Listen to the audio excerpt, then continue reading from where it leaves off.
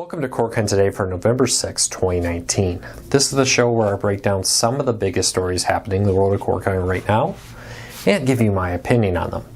Now, if you want to learn more about these stories, come up with your own opinions, check out the show notes down below. I'll put a link to each story right there so you can read them for yourself and let us know what you think. We'd love to hear from you. If you're new here, do me a favor, hit the subscribe button, hit the thumbs up. It really does help us because it lets YouTube know you enjoy what we do here, and hopefully we can help you break free from the high costs of cable TV and still watch the shows you enjoy. Now, a few things before we get into the news today. A lot of breaking news will be happening later today, including Roku's earnings numbers. I'll be very interested, especially to see Roku's active users. Last quarter, we learned a little bit about Roku and Walmart having a partnership, which turned into that Walmart branded Roku on speaker with a built-in Roku there. So we'll have to see what maybe other tidbits come out of this. Be interested to see if Roku's ad revenue has continued to grow at the pace it has been growing, and if active users have grown. So we're going to keep a close eye on this. We'll be letting you know what we learn. So make sure you follow us over at CorkCarsNews.com this afternoon as Roku reports their earnings. All right, let's get into it and start off with some deals. Amazon's 50-inch 4K HDR Fire TV Edition Smart TV from Insignia. This is a smart TV with a Fire TV built into it. It is on sale right now for $279.99. A really good price for a 50-inch 4K HDR TV. Plus, it comes basically with a built-in Fire TV Stick 4K. So you get that nice addition there. So check that out. Link in the show notes down below. All right, taking a look at some of the news happening right now in the world of cord cutting. The FCC has approved, once again, the merger of Sprint and T-Mobile. This clears the path for Sprint and T-Mobile to go ahead.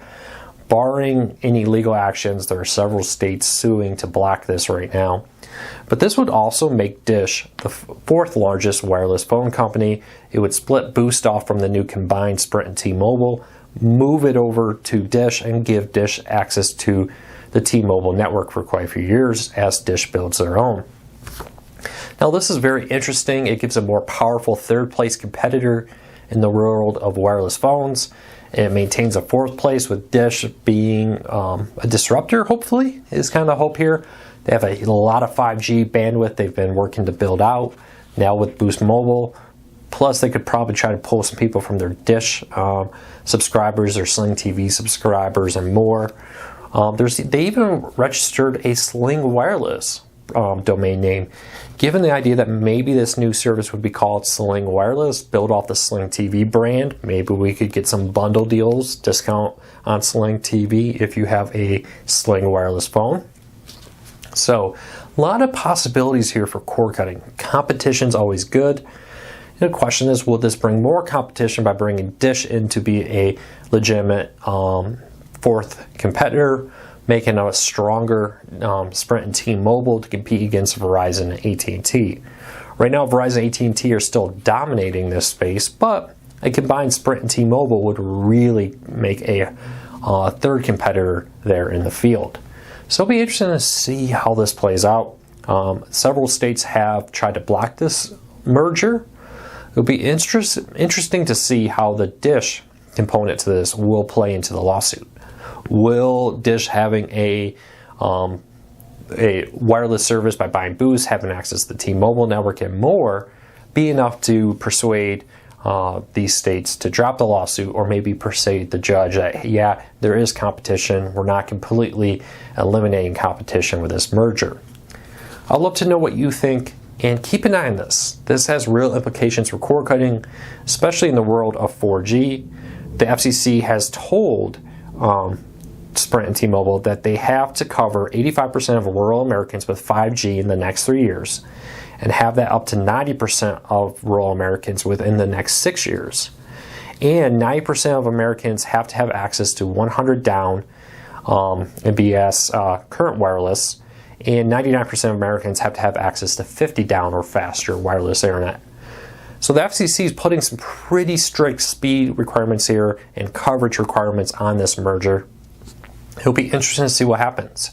Bringing 5G to rural America could revolutionize rural American internet access. So we'll keep a close eye on this. Let me know what you think. What do you think of the rules that they put in place on the merger? What do you think of Dish as a fourth place competitor here? And what do you think of a Sling Wireless? Would you bundle Sling TV and Sling Wireless together? Let me know. All right, so there's been a lot of talk about content leaving Netflix and going to other providers, but Netflix has a long-term contract still with Disney, and part of this deal gives them access to, I think you call it Tier 2, second-tier access of streaming, which may mean some titles that will launch on Disney Plus at launch day in about a week will eventually leave Disney Plus and move over to Netflix per the current contract with Netflix. This is kind of one of those little interesting quirks. This contract is years old, was made before Disney thought about launching Disney Plus, and now means that some content will leave Disney's own streaming service to return to Netflix for a while. Now, what that means, what exact titles will be leaving, we don't fully know that, but at least one of the more popular movies from 2016 through 2018 will be included in this move over to Netflix at some point in the next few years, as Netflix exercises their option to stream Disney movies for the next few years going forward. So the Disney-Netflix deal is far from dead. The Netflix still has rights to many Disney movies. We'll have to wait and see how that plays out going forward.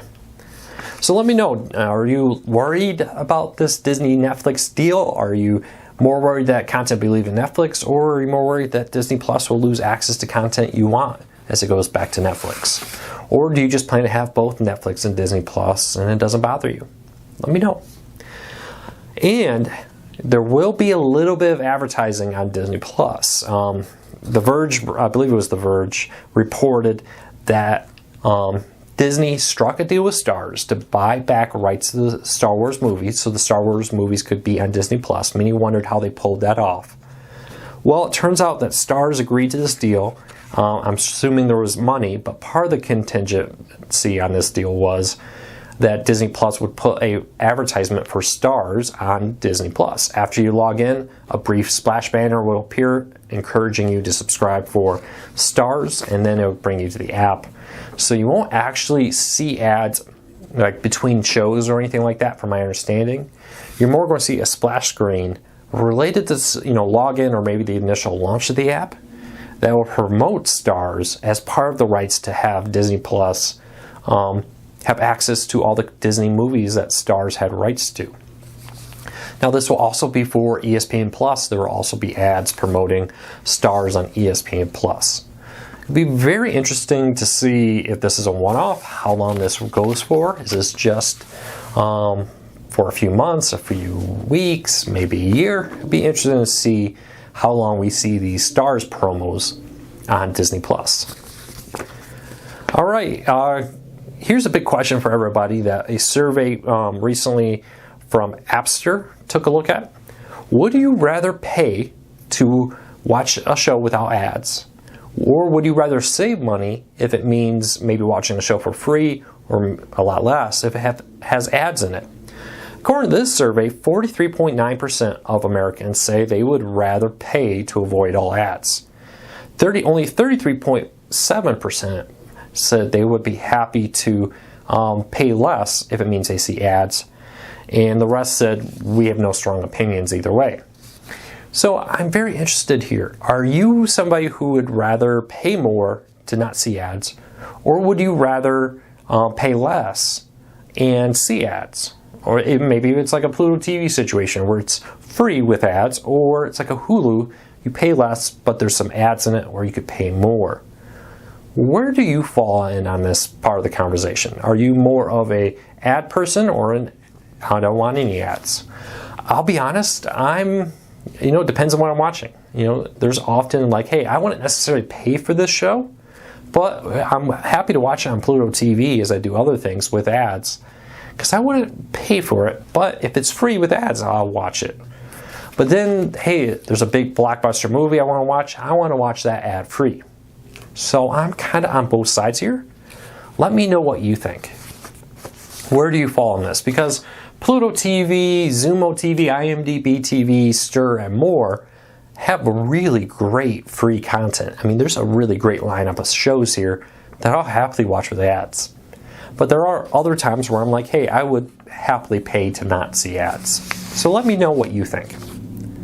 All right, Hulu's new grid guide has been slowly rolling out. We broke the news last week that Hulu's grid guide will be coming to like the Xbox and other devices, the Fire TV and more. Now, Hulu is rolling out to iOS. So pretty much every major Hulu device that offers live TV now has the new 14-day grid guide. So you can go 14 days into the future with Hulu. And you can watch, see what's coming up, schedule recordings, do different things. And now do it on your iPad, iPhone, and more. So really great feature there. Let me know what you think of it. If you like it, or if you don't like it, what are your thoughts on the new Hulu user interface? And lastly, Xumo, the free streaming service, added 5 new channels, including a drama, Danger Channel, the OMG Network, Atmosphere TV, and Weather Spot. So there are several new channels coming to Xumo TV. If you haven't tried it, it's another great free streaming service. I don't think it always gets the love it deserves. Check it out, Xumo TV, a 100% free streaming service with a lot of content on there. And if you have a particular favorite streaming channel on it, let me know. If you have a favorite streaming free service of the ones from the official app stores, let me know that too. All right, last story up the day. If you have YouTube TV, I know it was down for a little while yesterday. And now we may have an idea of what caused that. Overnight, YouTube TV added several more Nexstar and Tegna locals, including ABC and NBC stations. They haven't announced a full list of all stations that have gone live. If you have noticed any additional stations on your YouTube TV, leave us a comment either on the story down below or in this video. Let us know. Maybe together we can build a list of, hey, here's the stations that were added in the last few days.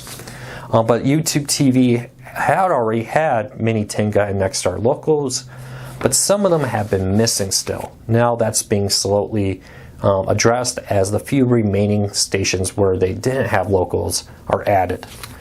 So let me know what you found. And if you notice any other locals on other services or other new channels ever, go to corecarsnews.com, hit the contact us button, send us an email. Please be as detailed as possible. Let us know what service, what channel. If there's a link that would help us find this, send a link too. I would really appreciate it. Well, I hope you all have a fantastic day. I hope you all take care. I'll be back tonight at 8 p.m. Eastern for our cord cutting Q&A. We'll talk Roku earnings. We'll answer your questions about cord cutting, maybe help you get the most. Maybe we can just chat about PlayStation Vue shutting down. I'd love to hear from you.